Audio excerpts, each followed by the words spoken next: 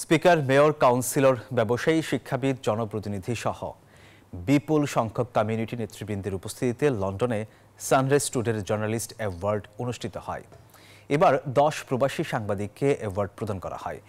বিভিন্ন শহর থেকে বিপুল সংখ্যক সাংবাদিক ও বিভিন্ন শ্রেণী পেশার মানুষের প্রাণবন্ত উপস্থিতিতে বর্ণাঢ্য আয়োজনে যুক্তরাজ্যের লন্ডন শহরে সানরাইজ টুডেতে অনুষ্ঠিত হয়েছে তৃতীয় জার্নালিস্ট অ্যাওয়ার্ডস।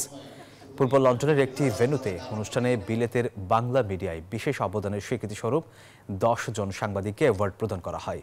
অনুষ্ঠানটি সঞ্চালনা করেন বিশিষ্ট কমিউনিটি ব্যক্তিত্ব ও উপস্থাপক ডক্টর জাকির খান।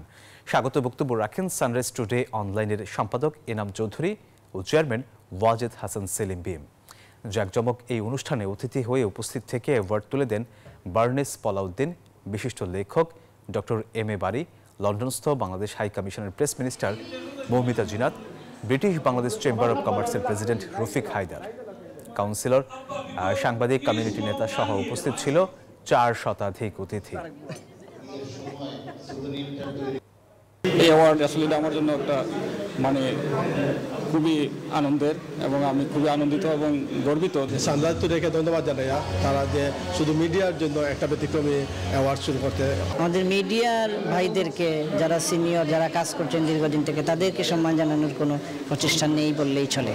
সো আমরা সেটা থেকে মূলত এই আয়োজনটুকু করেছি। First of all, a huge congratulations to the winners, and I think it's most demanding award and prestige award for our community. We have career award, we have artist award, we have all sectors award we give to our community.